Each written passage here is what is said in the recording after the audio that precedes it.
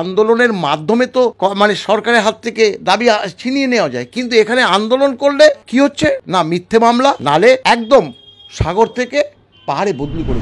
এখনো পর্যন্ত এই মলয়দারা কত চেষ্টা করেছে 6 পে কমিশনের রেকমেন্ডেশনটা পাবেন, যার মাথায় ছিল রবি সরকার, বসে আছে, পাইনি এখনো। আরটিআই করে করে সেকেন্ড অ্যাপিল করে বসে আছেন, এখনো পর্যন্ত পান। আপনি এক কিস্তি দিয়ে 54 মাস পরে পাবেন, তার ব্যাকলগ কতটা, সব কটা এই এবার মানে ক্যালকুলেশন করে মুখ্যমন্ত্রীকে দিতে। দেখুন 23শে ফেব্রুয়ারি 2009 সালের এই মেমোটি দেখুন, 2006 থেকে 2000 ওপারল 2006 থেকে লাগু হয়েছিল, কিন্তু 6 থেকে 8 পর্যন্ত কোনো ডিএ দেব না, এবং 1/4/2008 থেকে 31/5/2008 পর্যন্ত 2%, 1/6/2008 থেকে 31/10/2008 পর্যন্ত 6%, 12/12/2011 মমতা ব্যানার্জির সরকার ঢুকে গেল।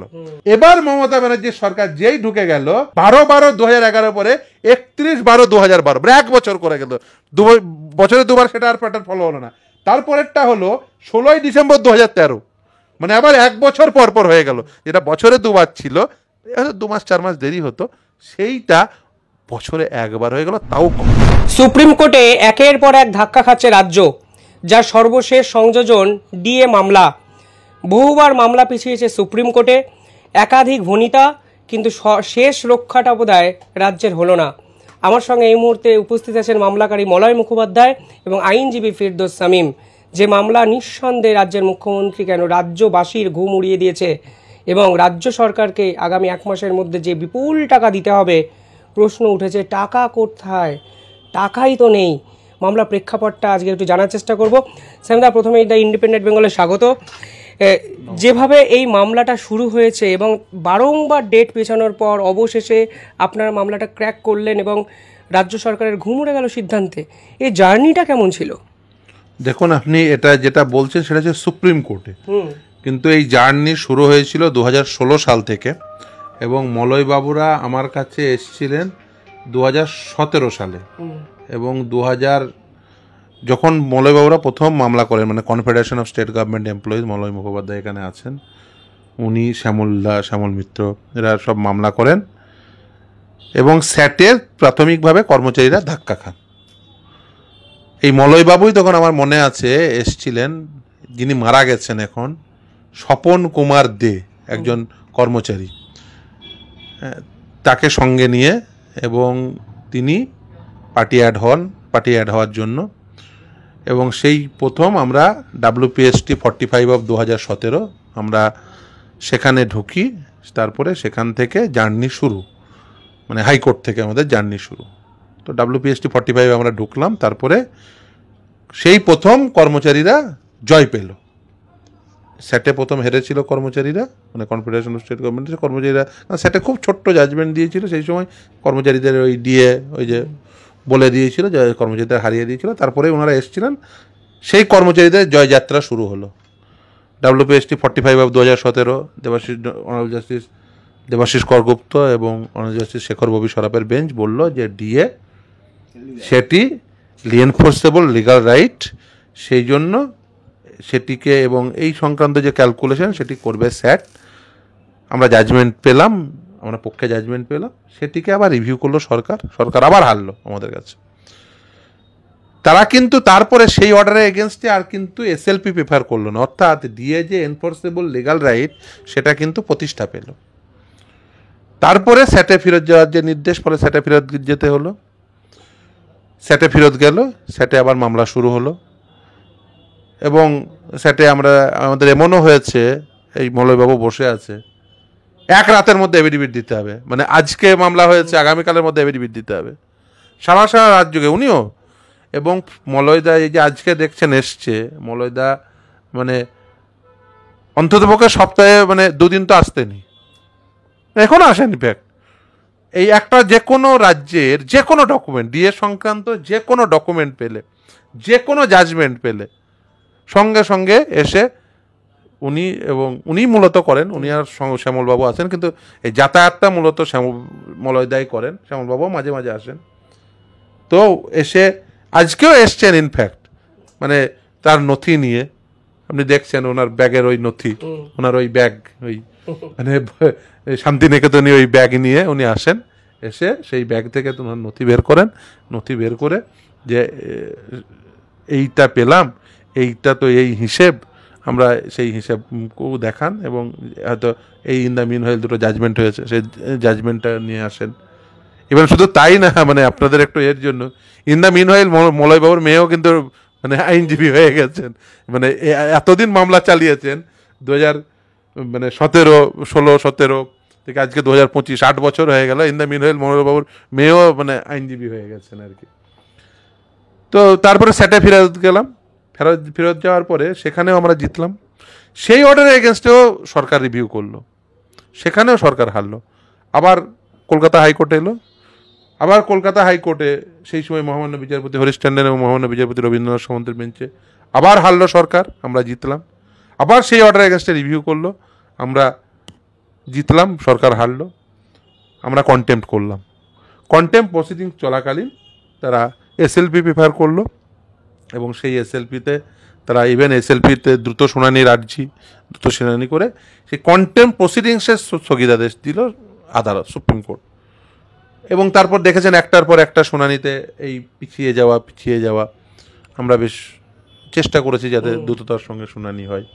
এই 6 বার জেতা মামলা, ফলে খুব স্বাভাবিকভাবে আমাদের মধ্যেও তারা ছিল। এবং সবথেকে বড় কথা, মানে অনেকে হয়তো মানে উনি ব্যক্তিগতভাবে মলয়বাবু এই মামলাটির সঙ্গে এতটাই মানে জড়িত, মানে ইভেন আমি মলয়বাবু নিজের মুখে বলতে পারবেন, উনি এমনও বলেছেন যে ওনার স্ত্রী আর কি, উনি পাশে বসে আছেন, তার গয়না বন্ধক রেখে ওনাকে নাকি দিল্লি যেতে হয়েছে। এবং সত্যি সত্যি উনি যেভাবে, উনি দেখবেন মামলা হলে উনি একটু আবেগী হয়ে যান, খুব স্বাভাবিক যে আবেগী হয়ে যাওয়া, বা মানে খুব স্বাভাবিকভাবেই এই মামলার সঙ্গে যেহেতু ওনার আবেগ জড়িত এবং উনি ইন দ্য মিন হয়ে রিটায়ার্ডও করে গেছেন, কিন্তু তারপরেও কিন্তু উনি লড়াইটা ছাড়েননি। একটা প্রশ্ন, যে এই মামলাটা অনেক বেশি টাকা পাচ্ছি কি পাচ্ছি না থেকে এটা ব্যক্তিগত একটা মানে লড়াই, যে লড়াইয়ে সত্যি জিতবে, এস্টাবলিশড হবে, প্রতিষ্ঠা হবে অধিকার, এই রকম অ্যাঙ্গেলে কি আপনারা দেখেছেন? কারণ আমার একটা মনে আছে, আমার একটা ইন্টারভিউ নিয়ে অনেক বিতর্ক হয়েছিল, যেখানে স্বনামধন্য আইনজীবী অরুণাভ ঘোষ বলেছিলেন ডিএ কখনো অধিকার নয়, রাজ্য সরকারের উপরে ডিপেন্ড করে ডিএ দেওয়া যাবে কি যাবে না। আজকের দিনে দাঁড়িয়ে কি এই কথাগুলো একবারও মনে পড়েছিল? এটা প্রথম স্যাটের মামলাতে বিচারপতিরা এই কথাই বলেছিল। এখন দেখুন মামলাটাতে আসলাম কেন, আমরা দেখেছি যে বাম আমলে তো আমরা বহু লড়াই আন্দোলন করেছি, মহাকরণের অভ্যন্তরে একদম মানে মারাত্মক, কিন্তু তারা কিন্তু কর্মচারীদের উপর কোনো আক্রমণ আনেনি প্রশাসন। কিন্তু বর্তমান সরকার যেটা আছে, তারা আসার পরে এমন মিথ্যা প্রতিশ্রুতি দিয়েছে যে অভাবনীয়। তারপরে দেখলাম যে কর্মচারীরা মিছিল করলে পরেই তাদের উপর আক্রমণ আসছে। আমাদের দুজন, আমি জেনারেল সেক্রেটারি, আমার প্রেসিডেন্টের মিথ্যে মামলায় জামিন অযোগ্য ধারায় শ্লীলতাহানির কেস দিয়েছে আমাদের। তারপরে দেখলাম যে দিনের পর দিন ডিএ বেড়েই যাচ্ছে, কোনো সুরাহা নেই। দেখুন ব্যাপারটা কি, আন্দোলনের মাধ্যমে তো মানে সরকারের হাত থেকে দাবি ছিনিয়ে নেওয়া যায়, কিন্তু এখানে আন্দোলন করলে কি হচ্ছে না, মিথ্যে মামলা, নালে একদম সাগর থেকে পাহাড়ে বদলি করে দিচ্ছে আমরা তাদেরকে পারছি না নিয়ে আসতে। এখন আমার মেম্বারকে যদি বলি এই আজকে ওখানে মিছিল আছে, ওখানে মিটিং আছে, তারা আসছে না। আমরা সিদ্ধারা সোজা করে আমাদের সংগঠনের কয়েকজন সিদ্ধান্ত নিলাম যে এই সরকারের বিরুদ্ধে আমাদের ডিএ নিয়ে মামলা যেতে হবে। কারণ আমরা লক্ষ্য করেছি পঞ্চম বেতন কমিশন শেষ, অর্থাৎ সেন্ট্রাল গভর্নমেন্ট নয়া বেতন কমিশন করে দিয়েছে, তখন আমাদের 75% আর সেন্ট্রাল গভর্নমেন্ট 125% মর্গবা থেকে মার্চ করে নয়া বেতন করে দিয়েছে। শুধু সেন্ট্রাল গভর্নমেন্ট না, অন্যান্য স্টেট গভর্নমেন্ট। আর এই যে 125% মর্গভাতাকে মানে যোগ করে যে এই নয়া বেতন করেছে, সেটা তো কেন্দ্রীয় সরকারের ইচ্ছাই করেনি, অন্যান্য স্টেট গভর্নমেন্টের ইচ্ছা করে, all India consumer price index অনুসারে এটা হয়েছে। আমরা দেখেছি যে all India consumer price index অনুসারেই কিন্তু বেতন বৃদ্ধি হয় এবং ডিএটাও দেওয়া হয়। বামফ্রন্ট সরকার কিন্তু প্রত্যেক সময় ডিএ দিত, একদম all India consumer price index অনুসারে যে পার্সেন্টেজটা সেটা থাকতো। শুধু তারা কি করতো, ব্যাকলগ করতো, মানে যেদিন নির্দিষ্ট নিয়মে যে ডিএটা, জানুয়ারির ডিএটা হয়তো দেখা গেল আগস্ট সেপ্টেম্বরে দিয়েছে, আবার জুলাইয়ের ডিএটা হয়তো আরও 5 মাস পরে দিয়েছে, এই যে ব্যাকলগগুলো থাকতো। কিন্তু তারা আবার কী করতো, বছরে 2টো দিয়ে আবার 3টে দিয়েও সমতা নিয়ে আসতো। মানে 10 বছর অন্তর অন্তর বেতন কমিশন, আর দেখা যেত 11-12 বছরের মধ্যে আমাদের বেতন কমিশন বসে যেত। এই সরকার এসে দেখলাম পঞ্চম বেতন কমিশন শেষ হতে চলল মাত্র 75 আর 125, মানে মানে আপনার 50% মর্যাদা বাকি। তখন আমরা চিফ সেক্রেটারিকে চিঠি দিলাম, আমরা জানি তার উত্তর পাবো না। আমরা ট্রাইব্যুনালে মামলা করলাম। ট্রাইব্যুনালে মামলার জন্য সেই সময় ট্রাইব্যুনালের আইনজীবীর সঙ্গে যোগাযোগ করেছিলাম। তিনি বেশ কিছুবার ঘুরিয়ে, তবে ভদ্রলোক আর কি, পরবর্তীকালে তিনি বলেছে যে আমার পক্ষে এখন মামলা নেওয়াটা সম্ভব না।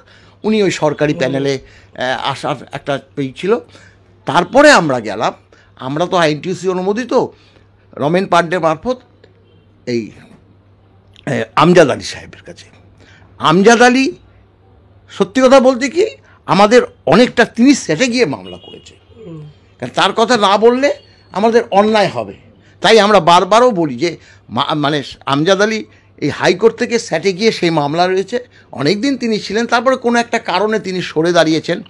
আর সত্যি কথা বলতে কি এখন বলতে বাধা নেই, মাননীয় বিকাশ ভট্টাচার্যকে যেদিন আমাদের হারিয়ে দিল স্যাট হারিয়ে দেওয়ার পর আমরা যখন এসে হাইকোর্টে এসে মামলা দায়ের করলাম, ঠিক সেই দিনই মাননীয় বিকাশ ভট্টাচার্যের সঙ্গে দেখা হয়েছে।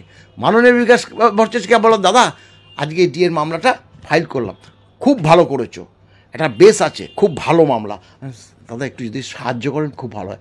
তখন উনি বললো, আমি তো মামলা লড়তে পারবো না, তোমাদের আইনজীবী তো সর্দার আমজাদ আলী, পারবো যদি অন্য কোনো সংগঠন অ্যাডেড হয় বা ব্যক্তিগত স্তরে কোনো সরকারি কর্মচারী অ্যাডেড হয় তাহলে আমি পারবো। যেই বলল, আমরা অন্য অন্য সংগঠনকে বলেছি, আমরা কোঅর্ডিনেশন কমিটিকে বলেছি, এমপ্লয়িজ ইউনিয়নকে বলেছি, আশাকে বলেছি, যত মহাকরণের অভ্যন্তরে যারা লড়াই আন্দোলন করেছি একসঙ্গে সবাইকে বলেছি, সবাই পিছিয়ে গেছে, কেউ আসেনি। একমাত্র ইউনিটি ফোরাম বলে একটা সংগঠন ছিল, বলে আমাদের কোনো টাকা পয়সা দিতে পারবো না, কিছু করতে পারবো না, আমরা শুধু সঙ্গে আমি যে থাকবি তাদেরকেই নেব। এবার কি হলো, এই যে স্বপন দে 6 মাস রিটায়ারমেন্ট, তাকে আমরা মানে অনুরোধ করলাম যে স্বপনদা এই ব্যাপার, বললো যে আমার তো পেনশন বন্ধ করে দেবে। আমাদের শ্যামলটা ওইটা সাহসী, আমরা পয়সা দেবো পেনশনের। ও নিমরাজি হলো, একটু শুধু সই করবে একটা ভোকালতনায়। তারপরে স্বপন দেখে আমরা অ্যাড করলাম, যার আইনজীবী ফিরদৌস আহমেদ, সেখানে বিকাশবাবুকেও কিন্তু সেই সময় যে মাননীয় নিশিতা মাত্রে কিছুতেই অ্যাড করবে না, অনেকবার শুনানি হয়েছে, হ্যাঁ হয়ে যাওয়ার পর তিনি অ্যাড হয়েছে।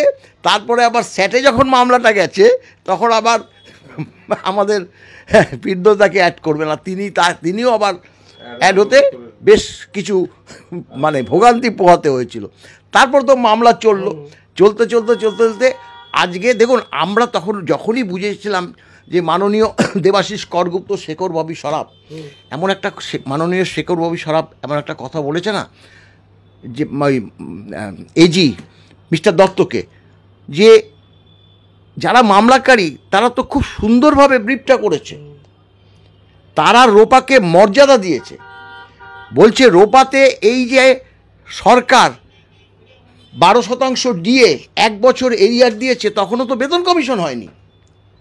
1/4/2009 থেকে বেতন কমিশন হয়েছে, আর আমাদের নয়া বেতনে 1/4/8 থেকে 31/3/2009 পর্যন্ত 12% দিয়ে 1 বছর ওই নূতন বেতনে ক্যালকুলেশন করে তারপরে সেটা 3 বছরে দিয়েছে, এবং পরবর্তী 4% অর্থাৎ 16%, একটা কথা বলছি, 16% মহার্ঘ ভাতা যোগে পঞ্চম বেতন কমিশন আমরা হাতে পেয়েছি, আর 0% মহার্ঘ ভাতা যোগে এই 19-এর এই মুখ্যমন্ত্রী আমাদের একটা মাত্র বেতন কমিশন পেয়েছে, কর্মচারীদের একদম শুইয়ে দিয়েছে, শুধু বেতন বৃদ্ধি হয়েছে। এটা হতে পারে না, এটা কোনো রাজ্যে নেই উইদাউট ডিএতে বেতন কমিশন, এটা হয়েছে এই রাজ্যে। এই মামলা চলাকালীন সব থেকে বড় যে প্রশ্নটা উঠেছিল যে ডিএ অধিকার না অধিকার নয়, এই পার্টিকুলার ইস্যুটা কিভাবে দেখেন? এবং এটা তো ঠিক বিচারপতি এই জাজমেন্ট হয়তো লিখেছেন, কিন্তু একাধিক মানে আইনজীবীরা এই প্রশ্ন করেছিলেন, অরুণাভ ঘোষের মতো স্বনামধন্য আইনজীবীরা এই প্রশ্ন করেছিলেন ক্যামেরার সামনে। দেখুন, যে জাজমেন্টের সাপেক্ষে না, এটা বেস্ট জাজমেন্টটা হচ্ছে যে 1954 একটা জাজমেন্ট সি মান্ডুয়া, এবং আপনি দেখবেন সেই জাজমেন্টটা এই ডিএ মামলার প্রতিটি জাজমেন্টে উল্লেখ রয়েছে। কেন এই রোপারুল 2009-এর ডিএ আইনসঙ্গত অধিকার হলে এটা একটা বুঝে নিতে হবে। এই যে মলয়দা বললো না যে আমরা কেন অ্যাড হলাম, তারপর আমাদের অ্যাড হওয়ার প্রেক্ষিত কি, কেন মলয়দারা, তখন মলয়দারা দেখলেন যে বিকাশবাবুর আমাদের সাহায্য নিলে এই ম্যাটারটা ভালো করে প্রতিষ্ঠা পাবে। মলয়বাবু আছে, কারণ উনি দিনের পর দিন এসে বলেছেন যে দেখুন আমরা একসঙ্গে, পরবর্তীতে ওনাদের যিনি আইনজীবী ছিলেন তিনি ছাড়াতে তখন ওনারা মানে কনফেডারেশনও আমাদেরকে অ্যাপয়েন্ট কর মানে স্বপন দেখে অ্যাকচুয়ালি এনেছিলেন কিন্তু মলয়বাবু নিজেই আমার চেম্বারে। হ্যাঁ, মলয়বাবু এবং শ্যামলবাবু নিজেই আমার স্বপন দেখে নিয়ে এসে সেই স্বপনবাবুর সাথে পড়ায়, এবং তিনি মামলা চলাকালীন মারাও যান। তো যাই হোক, তো স্বপনবাবু এই মলয়দা, পরবর্তীতে মলয়দারা তখন আমাকে এবং বিকাশবাবুকে অ্যাপয়েন্ট করলো পরবর্তীতে সাবসিকুয়েন্টলি। এবার বলি কেন রোপারুল 2009 এইটাতে প্রমাণ হলো ডিএ আইনসঙ্গত অধিকার। কারণ রোপারুল 2009 এর ভিত্তিভূমি হচ্ছে 5th পে কমিশনের রেকমেন্ডেশন। একটা পে কমিশনের রেকমেন্ডেশন একটা সরকার কি করতে পারে, 3টা জিনিস করতে পারে। এক, গ্রহণ করতে পারে, দ্বিতীয় বর্জন করতে পারে, তৃতীয় হচ্ছে আংশিক গ্রহণ বা আংশিক বর্জন করতে পারে। এই ক্ষেত্রে রোপারুল 2009 ফ্রেম হয়েছিল 5th পে কমিশনের রেকমেন্ডেশনকে অ্যাকসেপ্ট করে। সেই সময় যিনি বাম সরকার ছিলেন, বুদ্ধদেব ভট্টাচার্য, অসীম দাশগুপ্তদের সরকার, ইভেন তারা তখন এই রোপারুল 2009-এর মধ্যেই যে dearness alliance appropriate to the basic pay plus dearness pay at index average 536 within bracket 982 equal to 100, এই লাইনটি ঢুকিয়ে দিলেন। এবং আমি এই মামলা চলাকালীনই আমি এই মামলার ব্রিফ নেওয়ার পরে আমি সেই সময়ের যিনি অর্থমন্ত্রী ছিলেন, মানে তখন তৃণমূল সরকার, কিন্তু যখন এই রুলসটা ফ্রেম হয় যিনি অর্থমন্ত্রী ছিলেন অসীম দাশগুপ্ত মহাশয়ের সঙ্গে আমি নিজে ব্যক্তিগতভাবে দেখা করি, এবং এই লাইনটির মানে কি এটা বুঝে নেওয়ার জন্য। এবং তিনি একজন শুধুমাত্র অর্থমন্ত্রী ছিলেন তা নয়, একজন প্রথিতযশা অর্থনীতিবিদ। তিনি অর্থনীতির কিছু বই আমাকে বলেন, আমি সেই বইগুলো পড়াশোনাও করি যে কী করে এআইসিপিআই ক্যালকুলেশন হয়, এই লাইনটির ম্যাথমেটিক্যাল রিপ্রেজেন্টেশন কি, এবং তার সঙ্গে কথা বলেই আমি এই ম্যাথমেটিক্যাল রিপ্রেজেন্টেশনটি সেই সময় করেছিলাম। মানে ওই লাইনটির mathematical representation dearness allowance percentage equal to AICPI minus 536 divided by 536 into 100। এই ইভেন আদালতে একসময় সওয়াল চলাকালীনও সেই সময় যিনি বিচারপতি ছিলেন, পরবর্তী তিনি প্রধান বিচারপতি হয়ে রিটায়ার করেন, যিনি মহামান্য বিচারপতি দেবাশিস করগুপ্ত মহাশয়, মামলা চলাকালীন আমি তার হাতেও কিন্তু এই কপিটি তুলে দিয়েছিলাম। এইখানে এই যে রোপারুল 2009 এই লাইনটি লেখা থাকার ফলে যে ডিএ এআইসিপিআই অনুযায়ী দিতে হবে সেটা আইনগত ভিত্তিভূমি পেল। আর এই রোপারুল 2009 দেখবেন, এটা যদি আপনি দেখেন তাহলে দেখবেন এটা ফ্রেম করা আছে আন্ডার আর্টিকেল 309, অর্থাৎ সংবিধানের একটি প্রভিশনকে ইনভোক করে এই রুলটা যেহেতু ফ্রেমিং করা হয়েছে, তাই এটার একটা স্ট্যাটুটরি ব্যাকআপ রয়েছে, এবং 5th পে কমিশনের রেকমেন্ডেশনকে অ্যাকসেপ্ট করে এই রুলটি ফ্রেম করা হয়েছে সেটাও বলা আছে। ফলে এর একটি ভিত্তিভূমি তৈরি হয়েছে, যেটা মান্ডওয়ারের মামলায় সেই ভিত্তিভূমি, যখন মান্ডওয়ারের ক্ষেত্রে যে রুলস সেই রুলস আলাদা, আর রোপারুল 2009 যেটা বাম সরকারের তৈরি করা আইন সেই আইনটি আলাদা। এইভাবে আমরা সেই জাজমেন্টকে ডিস্টিংগুইশ করেছিলাম, এবং আমরা দেখিয়েছিলাম যে কিভাবে এই রুলসের ইন্টারপ্রিটেশন করতে হবে এবং এই রুলসটির কেন স্ট্যাটুটরি ব্যাকআপ রয়েছে, এবং আদালত সেটা স্যাটিসফাই হয়েছে, সেই জন্যই 6 বার জিতেছি। কিন্তু আবার যদি আপনি পরবর্তী 6th পে কমিশন দেখেন, এখনো পর্যন্ত এই মলয়দারা কত চেষ্টা করেছে 6th পে কমিশনের রেকমেন্ডেশনটা পাবেন, যার মাথায় ছিল রবি সরকার, বসে আছে, পাইনি এখনো। আরটিআই করে করে SPIO first appeal second appeal করে ওনারা বসে আছেন, সেকেন্ড অ্যাপিল করে বসে আছেন, এখনো পর্যন্ত পাননি। 6th পে কমিশনের রেকমেন্ডেশনটা পর্যন্ত পাবলিশ করেনি। তার উপর ভিত্তি করে রোপারুল 2019, মানে মমতা বন্দ্যোপাধ্যায় ওই যে সব লুকিয়ে রাখার ধান্দা, ওই যেভাবে দুর্নীতি করেছিল, চাকরি দুর্নীতি, একই ধান্দায় এখানে ওই 6th পে কমিশন রেকমেন্ডেশন লুকিয়ে রেখেছে, কোথায় আছে কেউ জানে না। এবার রোপারুল 2019, সেই রোপারুল 2019-এ কোথাও, এই যে বলছিলেন না মনে কোথাও ডিএর কোনো প্রভিশনই রাখেনি। ও দেখেছে যে বাম সরকারের রোপারুল 2019-9 রেখে দিয়েছিল, তার ফলে সেটা আইনের দ্বারা প্রতিষ্ঠা পেয়েছে। রোপারুল 2019-এ কোনো প্রভিশন রাখেনি, ভাবছে যে এটা প্রভিশন রাখলেই তো আদালতে মামলা করলে কর্মচারীরা ডিএ এআইসিপিআই অনুযায়ী পেয়ে যাবে, তাহলে আমাকে এত টাকা রিলিজ করতে হবে, আমি দেবো না, ওটা দয়ার দান করে রেখে দেবো। এটা হচ্ছে দৃষ্টিভঙ্গির পার্থক্য।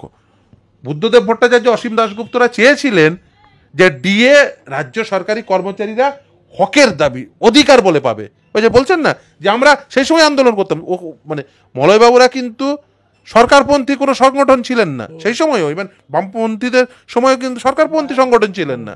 মলয়বাবু বসে আছে, জিজ্ঞাসা করুন, উনি নিজে এসে আমাকে বলেছেন যে প্রতিদিন মানে টিফিনে আমরা বেরোতাম, স্লোগান শাউটিং করতাম এই এতেই রাইটার্সে। উনি নিজেই বলেছেন, আমাকে গল্প করেছেন, কত গল্প করেছেন। জিজ্ঞাসা করুন কোনোদিন মলয়বাবুর এগেনস্টে বা শ্যামলবাবুর এগেনস্টে কোনোদিন একটি মামলা করেছে? কোনোদিন বুদ্ধদেব ভট্টাচার্য বা অসীম দাশগুপ্তরা কোনোদিন বলেছেন? সমস্ত সময় কর্মচারীদের ডেকে আপনি করে কথা বলতে জিজ্ঞাসা করুন। শ্যামলদা আমাকে নিজে বলেছে কত মন্ত্রীর সঙ্গে তার ইন্টারাকশন কি হয়েছে। এটা হচ্ছে দৃষ্টিভঙ্গি, সরকারের দৃষ্টিভঙ্গি। এইটা হচ্ছে সরকারের যা মন্ত্রী রয়েছে তাদের সঙ্গে কর্মচারীদের কি সম্পর্ক হবে, আধিকারিকদের কি সম্পর্ক হবে। কিন্তু এরা কোর্টের দাবি করেছে যে ডিএ দিতে গেলে মেরুদণ্ড ভেঙে যেতে পারে, রাজ্যের অর্থাগারে পয়সা নেই, এটাও তো একটা ফ্যাক্ট যারা বলছেন। এটাকে কিভাবে দেখলেন? সত্যি কি মেরুদণ্ড ভেঙে গেল রাজ্যের? দেখুন এই মেরুদণ্ড ভাঙছে কেন, দেখুন কর্মচারীদের বেতন হচ্ছে স্থায়ী খরচ। বাজেটের দুটো অংশ থাকে, একটা স্থায়ী খরচ, একটা হচ্ছে অস্থায়ী খরচ। স্থায়ী খরচ কোন অংশটি? যে অংশটি হচ্ছে কর্মচারীদের বেতন। আপনি যখন কর্মচারীদের বেতন ক্যালকুলেশন করবেন তাতে ডিএ থাকবে, এইচআরএ থাকবে, মেডিকেল অ্যালায়েন্স থাকবে, বেসিক পে থাকবে, সবটা মিলেই তো খরচটা হিসাব করবেন। আপনি ধরুন আপনি আয় করেন, আপনার আয়ের একটা অংশ আপনার যেগুলো একেবারে অত্যাবশ্যকীয় খরচ, সেই খরচটি প্রথমে ক্যালকুলেশন করবেন। চাল ডাল, আপনার ধরুন যাতায়াতের খরচ, এটা তো অত্যাবশ্যকীয় খরচ। সেটা বাদ দিয়ে আপনি যদি ওই সিনেমার টিকিটের খরচটা প্রথমে ধরে নেন তাহলে তো হবে না। আপনি সিনেমার টিকিটটা প্রথম কিনে নিচ্ছেন, দিয়ে বলছেন চাল ডাল কেনার আমার পয়সা নেই। আরে কর্মচারীদের যে ডিএ সেটা তো আপনার অত্যাবশ্যকীয় খরচ, সেটা তো স্থায়ী খরচ। সেই স্থায়ী খরচ করা বাদ দিয়ে আপনি অস্থায়ী খরচটা আগে করে ফেলছেন, ফলে কর্মচারীরা বঞ্চিত হচ্ছেন। আর দেখুন এই যে ডিএ, এইটা শুধুমাত্র ভাববে না কর্মচারীরা, মানে যারা কর্মরত তারা পান, ডিআর পান পেনশনাররা। আপনি দেখবেন কিছু পেনশনার আছেন খুব স্বল্প পরিমাণ পেনশন পান, আমাকে ফোন করছে সারা দিন, দেখুন আপনি ফোন আসছে, এবং তারা মানে এই রিলিফ পেতে চাইছেন যে ওটা পেলে আমি ডাক্তার দেখাতে পারবো, কিছু ওষুধ আছে যেগুলো কিনতে পারবো। যারা ডিআর হিসেবে, ডিয়ারনেস রিলিফ হিসেবে ওটা পান, সেই পেনশনদারদের সত্যি খুব অসুবিধা হয়, খুব স্বল্প পরিমাণ পেনশন পান। আপনি শুধুমাত্র কর্মচারী মানে শুধুমাত্র যারা কর্মরত প্রথম শ্রেণীর কর্মচারী তাদের কথা ভাববেন না। এরকম অনেক কর্মচারী রয়েছে যাদের সত্যি সত্যি ওষুধ কিনতে প্রচন্ড অসুবিধা হয়। আজকে আমাকে এক বয়স্ক ভদ্রমহিলা তিনি ফোন করেছেন, তিনি রীতিমতো কাঁপতে কাঁপতে, মানে তিনি বুঝতে পারছেন যে তিনি মানে তার গলা ধরে আসছে, তাদের সেই ওষুধের টাকাটা, তাদের দৈনন্দিন জীবনযাপনের সত্যিই অসুবিধা হচ্ছে।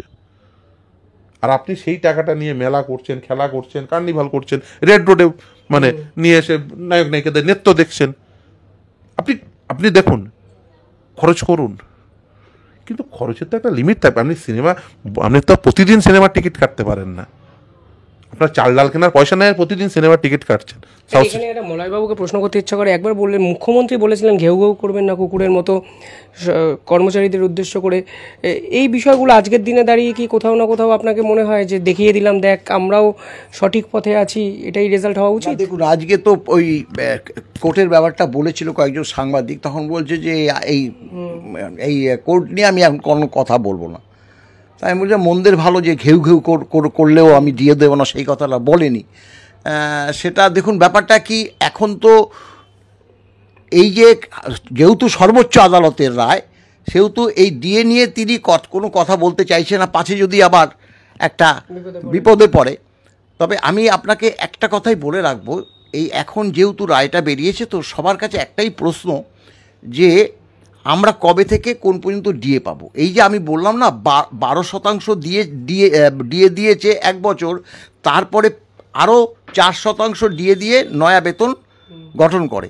এবার সেই সময় এই যে ফিরদৌস দেখালো না, এই যে ডিএ এআইসিপিআই অনুসারে দিতে হবে, ওই এআইসিপিআই কথাটা বলা ছিল রোপাতে, তার জন্য আমরা ক্লেম করলাম পরবর্তী ডিএটা। একদম। হ্যাঁ, আমি জাস্ট মলয়বাবুর কথার সঙ্গে করে মলয়বাবুর যে মেমোটার কথা বলছেন, দেখুন 23শে ফেব্রুয়ারি 2009 সালের এই মেমোটি দেখুন, 2006 থেকে 2000 ওপারল 2006 থেকে লাগু হয়েছিল, কিন্তু 6 থেকে 8 পর্যন্ত কোনো ডিএ দেব না, এবং 1/4/2008 থেকে 31/5/2008 পর্যন্ত 2%, 1/6/2008 থেকে 31/10/2008 পর্যন্ত 6%, 1/11/2008 থেকে 28/2/2009 পর্যন্ত 9%, 1/3/2009 থেকে 31/3/2009 পর্যন্ত 12%। দেখুন 23শে ফেব্রুয়ারি মেমো হচ্ছে, মানে 12% থেকে স্টার্ট হলো, বুঝতে পেরেছেন? তারপরে দেখুন 1/4/2009 অনওয়ার্ড 16%, যে কথা মলয়দা বলছেন, কারণ মলয়দা প্রতিদিন আজকেও হিসাব করে নিয়ে এসছেন, প্রতিদিন এই হিসাবটা করছেন।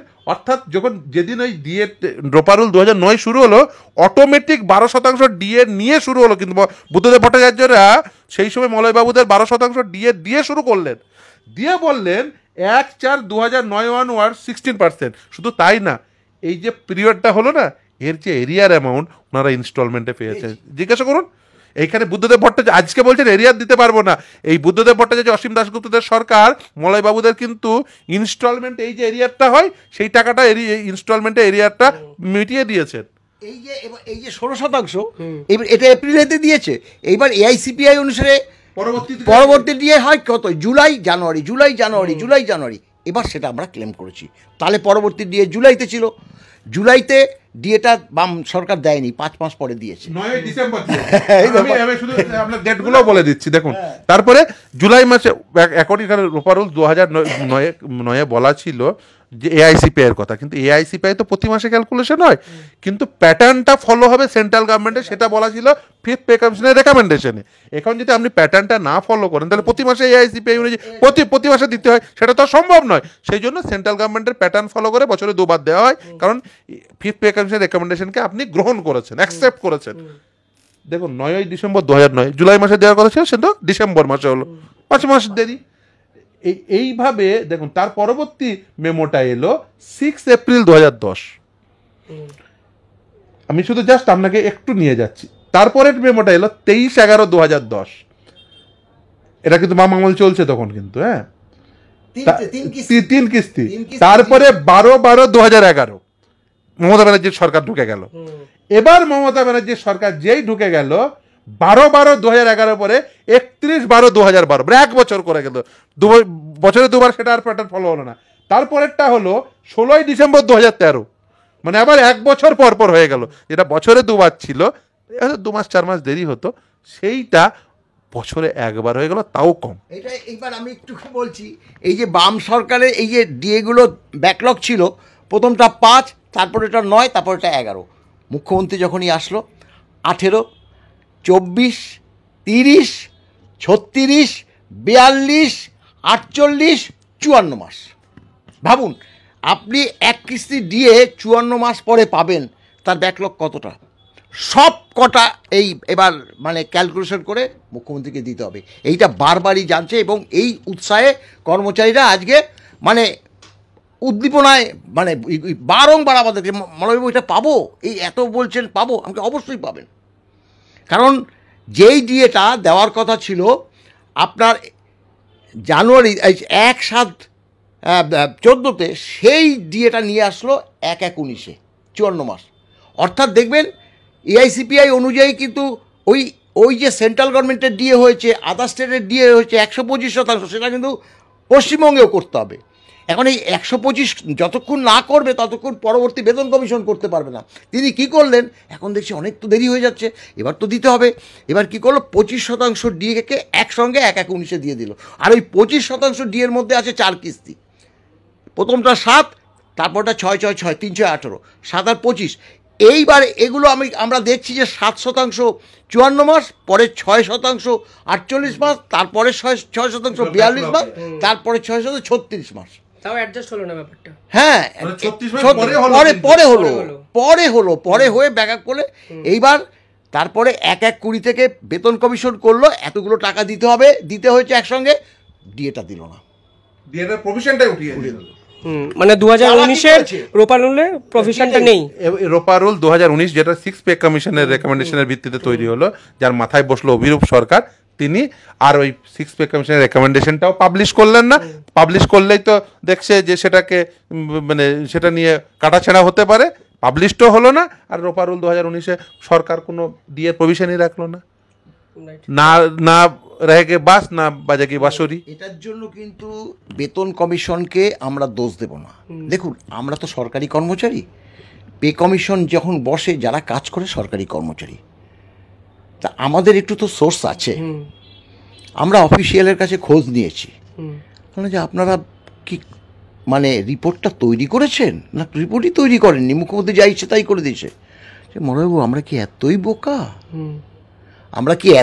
বোকা? পঞ্চম বেতন কমিশনের যে রিপোর্ট, আমাদের অত খাটতে হয়নি, সেই রিপোর্ট একটু 19-20 করে আমরা হার্ড কপি মুখ্যমন্ত্রীর কাছে দিয়ে এসেছি। আরে আজ না হয় কাল তো মুখ্যমন্ত্রী চলে যাবে, তখন তো খোঁজ পড়বে ষষ্ঠ বেতন কমিশনের রিপোর্ট কই, অভিরূপ সরকার চেয়ারম্যান ছিল। একদম এর আগের যে রিপোর্ট, সেম রিপোর্ট, সেখানে কি বলা থাকে প্রতিটি সংগঠন all India consumer price index অনুসারে ডিএর দাবি জানাচ্ছে। আমরাও খোঁজ নিয়ে দেখেছি প্রতিটি স্টেট গভর্নমেন্ট এই all India consumer price index অনুসারে ডিএ দিতে থাকে। তাই আমরা সুপারিশ করছি সরকারি কর্মচারীদের যাতে all India consumer price index অনুসারে দিয়ে দেওয়া হয়, সুপারিশ করতে পারে। কিন্তু সেটা তো সিদ্ধান্ত নেবে সরকার, আচ্ছা হাফিস করে দিয়েছে, পুরো লাইনটাই নেই। যাই হোক ফিরোজ, আমার এখানে শেষ একটা প্রশ্ন, এসএসসি বলুন, প্রাইমারি বলুন, একাধিক মামলায় আপনারা যেভাবে রাজ্যের বিপক্ষে লড়ছেন, রাজ্য মেরুদণ্ডটা ভেঙে যাচ্ছে নাকি রাজ্য সরকারটাই পতনের দিকে এগিয়ে যাচ্ছে? এবং স্বাভাবিকভাবে আপনাদের বিপক্ষে একাধিক আক্রমণ আসছে, আজকেও বিচারপতি রুল জারি করেছেন কুণাল ঘোষের বিপক্ষে, ফলে পুরো বিষয়টা কোন দিকে যাচ্ছে? পতনের মুখে শাসক দল? দেখুন, অনেক দিন আগেই এদের পতন শুরু হয়েছিল, পতন এবং পচন উভয়। এবং 2011-র পর থেকে যেভাবে প্রতিটি নিয়োগে দুর্নীতি হয়েছে, যেভাবে কর্মচারীদের ডিপ্রাইভ করা হয়েছে, যেভাবে এই রাজ্যের প্রতিটি প্রকল্পে চুরি হয়েছে, অভাবনীয়। হ্যাঁ, আদালতের দ্বারে প্রতিষ্ঠা করতে কিছুটা সময় লাগে। এই যেমন ধরেন ডিএ মামলা 2017 সাল থেকে লড়ছি, আজকে 2025 সালে গিয়ে একটা পূর্ণতার দিকে যাচ্ছে। 6 বার জিতেছি কিন্তু ইন দ্য মিন হয়। এসএসসি মামলার ক্ষেত্রেও তাই, অনেকদিন লড়তে হয়েছে। অন্যান্য সব মামলায় তাই। খুব স্বাভাবিকভাবে আমাদের দেশের যে বিচার ব্যবস্থা, সেখানে একটু লড়তে হয়। আমরা লড়ে নিশ্চিতভাবে এটা প্রতিষ্ঠা করেই ছাড়বো।